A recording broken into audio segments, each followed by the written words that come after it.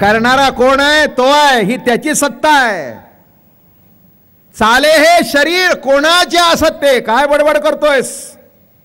काय बोलतोयस? तुझं काय याच्यात? म्हणून महाराज म्हणाले, नव्हे वन्यना वेत्या परी न ढळे जेथीची अस्तिकता. वंदन करो नाही तर न करो, पण अस्तिकपणा संपत नाही. वंदन करो नाही तर न करो, त्यातला अस्तिकपणा संपायचं काही कारण अगदी 4 वेळा डोकं टेकलं म्हणजे अस्तिक आहे असं नाही. असे नाही, असं काही नाही आहे. डोकं टेकू दे नाही तर न टेकू दे. अस्तिकपणा आहेच आहेच आहेच. काय एकदा मुलगा आईची बाजू घ्यायला गेला. इथे तुम्हाला आहे का नाही, काय कळतं का नाही माझं प्रवचन? कोणाला व्हायचं? मलाही काही कळत नाही आता. सगळंच अवघड जातं. आलं का लक्षात? मलाच कळत नाही कळतं का नाही. म्हणजे तो रागवला म्हणून तो आईची बाजू घ्यायला गेला. तिने काय सांगितलं? आमच्या भांडण्यात तुम्ही मधी पडायचं नाही. मुलगा म्हणला, मी तुझी बाजू घेते, माझी बाजू घ्यायला मी खंबीर आहे.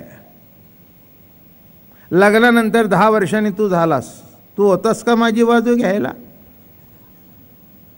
40 वर्ष संसार केलाय, तू माझी बाजू घ्यायला नको. ते बोललेले काय बोललं मला माहिती आहे, त्यांना माहिती आहे. काय तणतणले ना, ऑफिसमध्ये जाताना पुन्हा घरात आले, अगं मी जातो बरं का. पोराचं पेन मिळत नव्हतं म्हणून तिथे त्यांचं पेन ठेवलं होतं, चांगलं पार्करचं पेन होतं ते ठेवलेलं तिथे. पोराला वाटलं घ्यावं, अजिबात हात लावू नकोस त्यांचं पेन. तर म्हणलं, आई एवढं काय झालं? तुला दिसत नाही म्हणले, पण त्या पेनमधून मला डोळे वटारलेले दिसत आहेत. तुला दिसत नाही पण ते पेन बघ माझ्याकडे बघतंय. तुला काही नाही, तू मुलगाच आहेस, तेव्हा तुला सोडून देतील, पण मी परक्याच्या घरची आलेली आहे. काय मला बोलल्याशिवाय राहायचे? मग साधं पेनमधून जर नवऱ्याचं अस्तित्व दिसतं, ते एवढी सगळी पेन सगळ्याच्या खिशाला खोवलेली. एवढी सगळी आहे, ती कुणाचं अस्तित्व आहे? कुणाचं अस्तित्व आहे? या रूपाने कोण दिसतो? एका परमात्म्याचं दर्शन आहे. म्हणून महाराज म्हणाले, स्वरूप वेगळे काही कलाई दुसरे नाही, किंबहुना निर्देशुच पाही असे ना. निर्देश करण्याकरता सुद्धा निराळं काही नाही. निर्देश करण्याकरता मुलगा उलट बोलला काहीतरी, म्हणले तोंड वर करून बोलू नकोस. या घरातली प्रत्येक वस्तू त्यांची आहे, आवाज चढवायचा नाही. शहाणपणा करायचा असेल तर चालते वा. त्यांच्या वडिलाकडे काही नव्हती, गरिबी होते. दिव्याखाली बसून अभ्यास केला, पण वडिलाचं खूप प्रेम होतं. तो आशीर्वाद घेऊन मुंबईला आले. काय आणि कमावलं. मिजास मारायची नाही, हे सगळं त्यांचं आहे. त्यांचा आहे, आवाज चढवायचा नाही. कमवा आणि मग मिजास मारा. माझं बोलणं कळलं का? तसं बोलायचं नाही.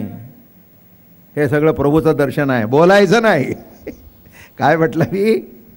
संत हेच बोलायचं नाही, मी करतो म्हणायचं. करणारा कोण आहे? तो आहे, ही त्याची सत्ता आहे. नेमकं काही कळत नाही म्हणजे शब्द संपले. काय नेमकं काय? स्वरूप, रूप, काळं गौरव, उंच बुटकं कळलं. स्वरूप काय कळलं? काय कळायचं? स्वरूप. अरे पण सांग ना. तसा स्वरूप शब्द उच्चारला की शब्द संपले. तिथे शब्द नाही, शब्दातीत, परात्पर, शब्दाच्या पलीकडे. बोल अर्थे धोतीला से की येते शब्दूची पुसीला, मग सच्चिदानंद हे बोला विषय होय केवी. सच्चिदानंद शब्द तिथे लागू शकत नाही.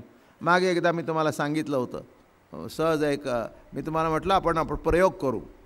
प्रवचनाच्या माध्यमातून मी तुम्हाला असं म्हटलं होतं, प्रयोग करू.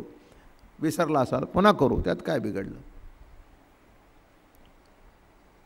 म्हणजे गंमत अशी आहे की रूप आणि स्वरूपाचं दर्शन बघा कसं घडतं. मी सहज म्हटलं खुर्ची, जरा खुर्ची आणाव, तो बरोबर खुर्ची घेऊन आला.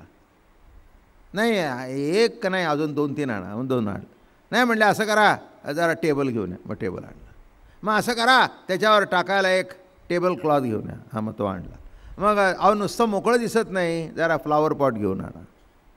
मग टेबल, फ्लावर पॉट, खुर्ची, बाई, बुवा, म्हातारा, तरुण, तरुणी, नवजात बालक, 2 वर्षाचं बालक, क्रिकेट खेळतंय, हां ब्रह्म.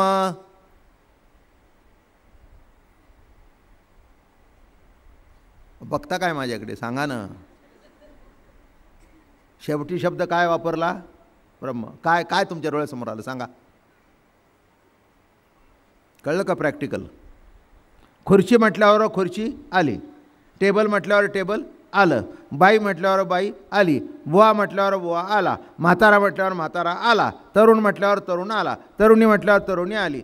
शब्द उच्चारला खरा मी ब्रह्म, पण काहीही कळलं नाही. मग आता ब्रह्म तसं बघू नका, अंतर्मुख होऊन बघा.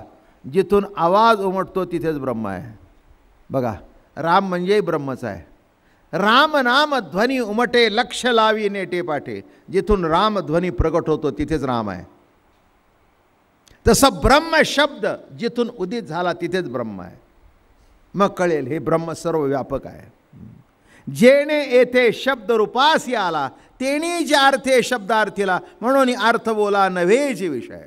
म्हणून ते कोणत्या अर्थाला बोला तो जी ब्रह्मसत्ता आहे ती विषय होऊच शकत नाही. पण म्हणतो ही मुळा, ही मुठा, नद्यांची नावं ज्या त्या भागातली नाही का. पुढे गेल्यानंतर मग नाशिक भागात गेल्यानंतर गोदावरी, काय मग तिकडे गेल्या नर्मदा, ब्रह्मपुत्रा, चंद्रभागा, इंद्रायणी, हां सगळ्या नद्या आल्या. महाबळेश्वरला गेल्यावर यांना. आता या सगळ्या नद्यांची नावं आहेत, पण समुद्राला गेल्यानंतर तिथे जाऊन मला काढून दाखवा. महाराज ही गोदावरी, महाराज ही गंगा, महाराज ही यमुना. तिथे गंगा नाही, यमुना नाही, सागर, तिथे काहीच नाही, फक्त स्वरूप स्वरूप स्वरूप, बस एवढंच. म्हणून ते जाणण्याकरता अमृत अनुभव आहे. तिथे जाई तोपर्यंत तुम्हाला आम्ही सांगितलं ही गंगा, ही यमुना, ही सरस्वती, हे सांगितलं. पण तिथे गेल्यावर सगळं संपलं. एवं विभागी अविभाग एकची स्वरूप सांग, दुसऱ्याचा लाग लागला नाही. येथे शब्द दिसे शब्द पण. असं आहे का? अहो पाणी इथून तिथून सारखंच ना, शेवटी H2Oच. काय सायन्सच्या भाषेत काय? H2O. संपलं. तुमची दृष्टी असेल तसं. दुसरा म्हणला नाही पवित्र गंगा जल, तो म्हणला तुम्ही पवित्र गंगा जल म्हणा, आम्ही H2O म्हणतो. काय 2 भाग हायड्रोजन 1 भाग ऑक्सिजन, आम्ही पाणी. आम्ही सायन्सच्या भाषेत बोलतो, चुकलं नाही. पण गंगा म्हणण्यामध्ये जे पवित्र आहे ती H2O म्हणण्यामध्ये नाही. काय हो काही काही गमती आता जास्ती फाटा फोडत नाही, तर पुष्कळ सांगण्यासारखं आहे. हे बघा, ज्याला तुम्ही तात्या नाना काका म्हणता तो तुमचा बाप आहे ना. काय तात्या नाना काका, हां बाप ना. हाक मारे ए बाप, ए बाप, ए बाप इकडे. बरं आहे का? बरं दिसतं का? मग काय म्हणावं? काका नाना. हां असंच आहे. काका नाना म्हणण्यामध्ये जे गोड आहे ते नात्याचा शब्द बाप म्हणण्यामध्ये. हां ए बायको. मग ती म्हणली ए नवऱ्या.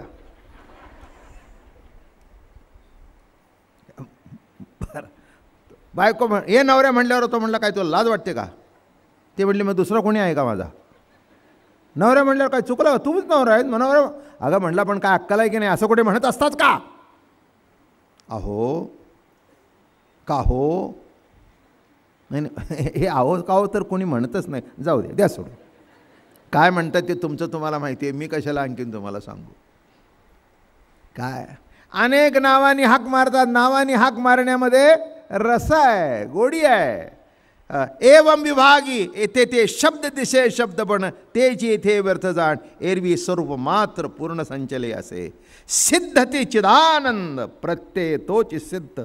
येथे न करिताची बाद शब्दासी आला. न करता बाद, काही करायला नको आहे. स्वरूप म्हटल्यावर शब्द आपोआपच संपले.